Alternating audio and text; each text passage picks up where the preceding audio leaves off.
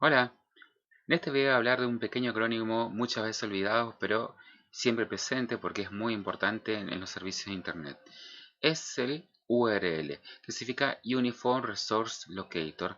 Muchas veces confundido la palabra que empieza con la letra U con Universal, pero es Uniform, en castellano sería localizador uniforme de recursos. Es lo que muchas veces decimos en la dirección, pero en realidad el uniform es un poquito más complicado que eso. Pero en castellano plano, un tecnicismo menos técnico, podemos decir la dirección. El URL combina estos siguientes datos que estamos viendo aquí en pantalla. El protocolo que se usa para recuperar los datos, si no se acuerdan, la definición de protocolo que hemos dado en educación informática es un conjunto de reglas que permiten que dos dispositivos o dos softwares se puedan comunicar. ¿Sí? Podemos tener energía y se habla mucho de protocolo por cuestiones de COVID, protocolos, por ejemplo, biosanitarios. La segunda parte es puesto por el nombre de la computadora o servidor o servicio que proporciona la información. El tercero sería la ruta o recurso al archivo. Y por último, tendríamos el nombre del archivo o recurso. Estas cuatro partes se concatenan entre sí, como vemos en este pequeño gráfico. El protocolo dice cómo la información es transmitida.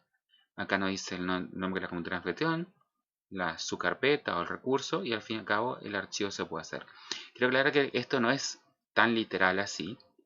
No es que esto es una carpeta y un archivo como era históricamente, porque hoy en día hay una nomenclatura similar que se utiliza, pero en la cual esto es recursos, microservicios, ¿sí? Y esto pueden ser datos que se envían para poder identificar otros valores.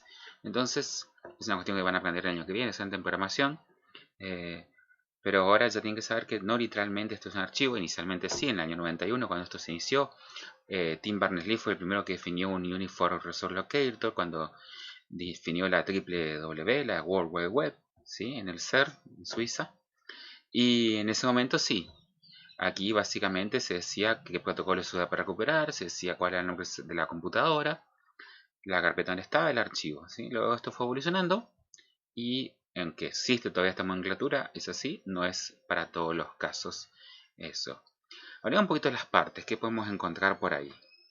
En la primera parte, en lo que es el esquema, sería el nombre correcto, también reconocido como sigla de protocolo, allí está el nombre del protocolo que se va a utilizar para transmitir la información. Ese protocolo permite que el navegador o otro programa que utilice un URL pueda decirle al servidor que está solicitando datos cómo se conecta, cómo se comunica y cómo le va a transferir la información. En los navegadores, que es el caso más común para ver una URL, se utilizan por HTTP o HTTPS, sería más general. A veces se puede utilizar también FTP. Ahora, la URL no solo está presente en el navegador, y esa se hace una confusión, porque la URL se utiliza en cualquier aplicación. Cualquier aplicación, ya sea en el celular o una aplicación en la computadora, por lo general utiliza una URL para comunicarse con su servidor de datos. Entonces, tal vez por ejemplo en programa de mensajería, ustedes nunca van a ver la URL, pero internamente tiene una URL guardada para poder comunicarse con el servidor de mensajería. Así, también cualquier aplicación sería lo mismo. Existen otros protocolos conocidos, como por ejemplo el Mail2 para conexiones con correos electrónicos, File para rescatar archivos y Telnet, que es un protocolo de control remoto.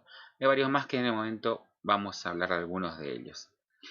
El- Esto entonces quedamos que indica cómo se va a conectar, cómo se va a transferir la información de un lado a otro. Después de poner el esquema, se pone el nombre del dominio. El nombre del dominio va a decir, para nosotros, los humanos, en un lenguaje natural, cómo es el nombre de la computadora que queremos conectar. Obviamente, el nombre de la computadora en realidad son una secuencia de 0 y 1, más adelante hablamos de esto, pero para que podamos recordar más fácil se les suelen poner nombres que sean bastante simples de recordar, ¿sí? Como Google, Yahoo, argentina.gov.ar serían ejemplos de nombre de dominio. Em, no todos los equipos, como dice aquí, necesitan tener un nombre de dominio. Por lo general los que tienen nombre de dominio son únicamente los servidores. Tampoco no todos los servidores tienen nombre de dominio, porque algunos servidores únicamente se accede por su dirección. Y una computadora que no tenga un servidor podría tener un nombre de dominio, pero bueno, no se usaría para nada, ¿sí? Existen nombres de dominios temporales, por ejemplo, que se pueden pagar por año en un servicio y tener una computadora a la casa, por ejemplo, para poder ser de forma remota más fácil. Pero por lo general los nombres de dominio son algo más estable. Bien, una que tenemos el nombre de dominio, como tenemos este ejemplo aquí, vamos a ver que este nombre de dominio en realidad también se puede descomponer en otras partes. La primera parte dice que, por ejemplo, cuando una navegación web, en un navegador solemos ver así www, tal vez un www2, pero por lo general no sale de ahí. A esas www por lo general le sigue lo que es el nombre propio separado por un punto, como vemos aquí, google.com o yahoo.com habíamos dado, ¿sí? Esto puede ser un nombre más largo, suele ser nombre asociado a una empresa o con lo que uno quiere identificar. Y por último, y no menos importante, viene después de un último punto, o puede ser que haya tú más por acá, lo que se denomina extensión, que ahora vamos a hablar un poquitito de eso. La extensión más común es la de com, no es común, sino es de com de comercial. Hablemos lo que viene luego, que es la ruta del recurso. La ruta del recurso va a indicar la posición donde está el servicio, o el archivo que se quiere ubicar, o la imagen que se quiere ubicar. Esto puede ser que sea un nombre, una sola palabra, pueden ser que sea varias palabras, en ese caso serían separadas por barra. Si las palabras en realidad quieren decir una sola, van a tener que, no se pueden poner espacio, ¿no? Entonces, por lo caso, van a ver que aparece un simbolito, que es un símbolo porcentaje, que permiten conectar varias palabras.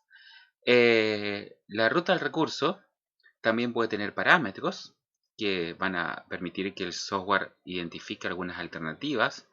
Por ejemplo, cuando uno hace la búsqueda en Google, va a ver que tiene ahí un signo de interrogación, un search y después el valor que uno quiere buscar. Puede ser que tenga varios parámetros. Esta forma está un poco en decadencia, por otra forma se está utilizando más ahora, pero que va basada directamente en una ruta completa, pero todavía es bastante común en sitios que no son tan nuevitos. Los dominios podemos clasificar en dos. En los dominios de nivel superior, genéricos, y en los dominios de nivel superior de país. Entonces, los genéricos van a identificar a qué es el negocio, comercio o función o qué hace el sitio, para qué servicio o para qué rango de industria va el servicio. Y el de Country Code va a indicar de qué país es ese servidor. Por supuesto, a veces puede parecer un poquito confuso, pero no encontramos un país, pero ya vamos a explicar por qué es esto. Aquí tenemos algunas extensiones, COMNET, OR, entre otras. Vamos a hablar un poquito de los GTLD, o sea, los genéricos. Son muchos, antes eran muy poquitos, en los primeros años eran nada más que 5 o 6, sí, creo que eran 6. Eran solamente extensiones en inglés. Noten que todo esto son abreviaturas, no son acrónimos, sino que son abreviaturas. Eran edu, com, gov, org, mil y net, los iniciales. Y con los años se fueron agregando algunos más, como vemos en esta lista. También vamos a encontrar extensiones que varían simplemente en el lenguaje, el idioma que están hechos, pero como ejemplo Bob y Bob, pero que sirven para lo mismo para organizaciones gubernamentales. Esto va a decir a qué se dedica el sitio. Por ejemplo, nosotros tenemos normal10 misiones.edu.ar, ¿sí? Entonces, esa parte de .edu es el genérico que pertenece al sitio. Ahora, dije .ar también, por lo cual tenemos otro nivel, que es el de country, el de países. Y este identifica de dónde es el dominio, y no necesariamente eso quiere decir dónde estén los servidores, porque el dominio puede estar registrado en algún país, pero los servidores, por esas cuestiones de la magia de internet, pueden estar alojados en otros lugares con un simple direccionamiento. Pasa, y esto es algo muy común, por ejemplo aquí tenemos sitios que son .com.ar, pero los servidores están alojados en Estados Unidos por cuestiones de costos, o bueno, ahora tal vez no está por costo de ser más caro, pero tal vez por practicidad, por mejores alternativas, soporte, etc. Esta lista que solemos ver, que vemos aquí, los nombres de países por lo general están abreviados en 2 letras y pueden notar que no está Estados Unidos en esta lista. Y esto se debe a que, bueno, como Estados Unidos empezó la historia de Internet y los dominios, se adueñó de el .com. Entonces el .com termina siendo el dominio original de Estados Unidos. No hay un .com.es, sino que cuando es .com en realidad es un dominio que está registrado en Estados Unidos. Los otros países lo que suelen hacer es agregar, si tienen un .com, luego de ese punto, las letras que vemos aquí. Una excepción son los países de la Unión Europea, que suelen colocar, que suelen obviar el .com o lo que le antecede y colocar directamente el nombre del país. Por ejemplo, van a encontrar que tal vez por ejemplo, Peugeot Francia no es .com.fr, sino que simplemente es Peugeot.fr. Bien, que para Peugeot. ¿Qué más? En Latinoamérica esto es diferente. Acá se suele poner el .com y después seguir el nombre del país. Entonces, por ejemplo, .com.uy, .com.be para Venezuela, y así sería. Hay algunos dominios que son bastante extraños. Por ejemplo, podemos recordar el caso del TV, que por lo general muchos piensan que es de televisión, pero en realidad .tv es de una pequeña isla del Pacífico que se llama Tuvalu, que usufructa, de hecho es uno de sus mayores ingresos mundiales, es vender dominios. Vende ese dominio que le pertenece por el nombre de país para canales de televisión de todo el mundo, a los cuales le hace un poquito más fácil acceder. Los genéricos son importantes por eso, porque te dicen para qué sirve la página. En teoría podrían haber varias páginas con el mismo nombre y diferentes extensiones genéricas y servir para lo mismo. Por ejemplo, podríamos decir que tengamos un argentina.gov, ¿sí? Con B corta y con B larga va al mismo sitio. Podríamos tener un argentina.edu para un portal de educación, tal vez. Argentina.mil para lo que sea todas las organizaciones militares, y así. Por supuesto que, bueno, en un comercio por lo general solamente se utiliza el .com, o en la educación una institución como terciaria universitaria utiliza únicamente el edu. Como curiosidad, en otro color traigo aquí una página que está el enlace en el video si lo quieren mirar. Luego lo pongo en el virtual también. Esta página tiene un ranking de los dominios más utilizados de nivel superior. Aquí están mezclados los genéricos con los de país y podemos ver que el primero más utilizado es uno genérico, que es el .com. 51.4 de los sitios de todo el mundo utiliza esta extensión. Y allí hay, por una larga diferencia de carrera, en segundo lugar, e increíblemente, pues hasta yo me sorprendí ahora, hace rato no entré a esta página, el .ru, que pertenece a Rusia. Aquí podemos ver la lista de sitios más populares en Rusia: Yandex.ru, Mail.ru, OK.ru, Google.ru, AliExpress, bueno, entre otros que se utilizan allí. 6.3% de todos los sitios mundiales tienen esa extensión RU. Seguido de ahí cerquita, vamos cayendo en pequeñas diferencias, al .org para estas organizaciones, .net para redes. Esto suele ser un poco ambiguo porque en realidad muchas veces no se definió claramente qué es el .net. Lo suelen utilizar IPS, pero también lo suelen utilizar otras organizaciones que tengan alguna forma que ver con Internet o con desarrollo informático o cosas así. Bueno, y después tenemos algunos de países: IN, IR, UK, AU, BR, D de Holanda, UA, GP, CA. Fíjense que son todos de países. Recién aquí tenemos de Info 0.6. Y en todos casos siguen habiendo todos ahí países. Hasta acá un online, BIS y Club, Pro, Site, Top, Edu, Shop, Store, Live. Y el 0.1% de todos estos sitios tienen las extensiones que podemos ver aquí. Como verán, muchas extensiones a veces no han sido asumida como se esperaban. En sus comienzos muchos pensaban que se necesitaban tener más dominios, por eso se agrandó la lista en su momento. Y después no hubo un uso intensivo de todos esos sitios, todos esos dominios. Puede ser porque a los desarrolladores no le interesó o porque la gente tampoco busca.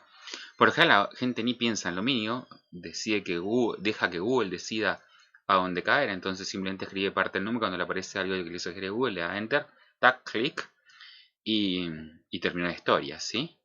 Entonces, por ahí va la cuestión. Como en la lista bastante larga, pero bueno, ya llegamos al final. Algunos, por supuesto, son ilegibles. Ahora, ¿cómo se consigue un nombre de dominio? Y un nombre de dominio se consigue mediante un proceso que tiene que hacerse ante un ente que es específicamente creado para desarrollar, para poder gestionar los nombres de dominios. Estas entidades se llaman NIC en la jerga, significa, es el acrónimo de Network Information Center o Centro de Información de Redes. Existen muchos NIC en el mundo, por lo general cada país tiene por lo menos uno. En Argentina tenemos varios, tenemos el NIC-AR, por ejemplo, tenemos otro del RIU, que se dedica a las universidades, hay otro para los militares. El NIC-ARCE es administrado por el Ministerio del Interior, por ejemplo. Internacionalmente, el NIC.com es el gestor más importante y él delega en otras entidades y sobre todo a nivel mundial a empresas que se dedican a hacer la gestión. Entonces, si ustedes van a buscar, y de hecho van a tener que hacerlo, nombre de dominio, van a ver que en distintos NICs los mismos nombres de dominio pueden tener precios diferentes según la oferta y la demanda. Sí, aquí también hay una especie de oferta y demanda. Los dominios más buscados pueden salir más caros y los dominios que nadie quiere pueden conseguirse como una ganga.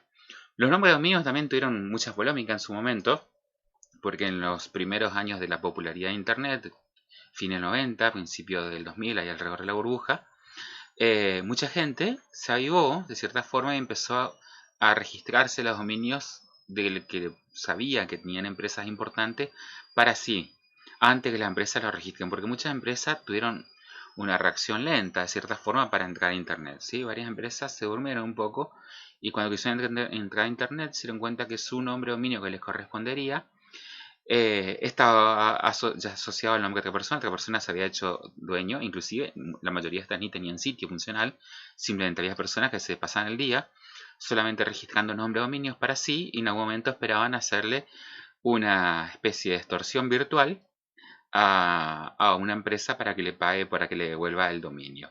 Esto pasó varias veces hasta que algunas empresas grandes hicieron una demanda judicial en Estados Unidos y la demanda fue aceptada, por lo cual se prohibió que las personas que no tengan una forma de asociación real con nombre o dominio puedan registrar. En realidad pueden registrar, pero si alguien le demanda porque tiene una cuestión, digamos, más cercana, tiene que dársela sin ninguna usufructo, ¿sí? Em, también por eso hoy en día se venden también los dominios, o sea que también ayudó a eso, pero aquí en Argentina, por ejemplo, todavía los dominios son gratuitos, hace varios años que sí se van a cobrar, pero efectivamente todavía no se cobra. Bien, ¿qué les queda para ustedes? Voy a dejar esto en el aula virtual, pero más o menos le digo rápido dónde van a hacer. Van a tener que hacer un informe, eh, como si tuvieran que hacer a ver, ustedes son desarrolladores, tienen un cliente y el cliente le dice, quiero que me hagan la página web y que mi página web funcione en Argentina, en Rusia, en China y en Estados Unidos. ¿Tá? Más allá de los problemas idiomáticos, lo que tienen que hacer es averiguar un poquito cómo registrar ese dominio en distintos países según lo que se les va ocurriendo ahí. Os lo voy a dejar escrito las consignas que les he escrito en el material. Bueno, gente, nos estamos viendo en cualquier momento con otro video.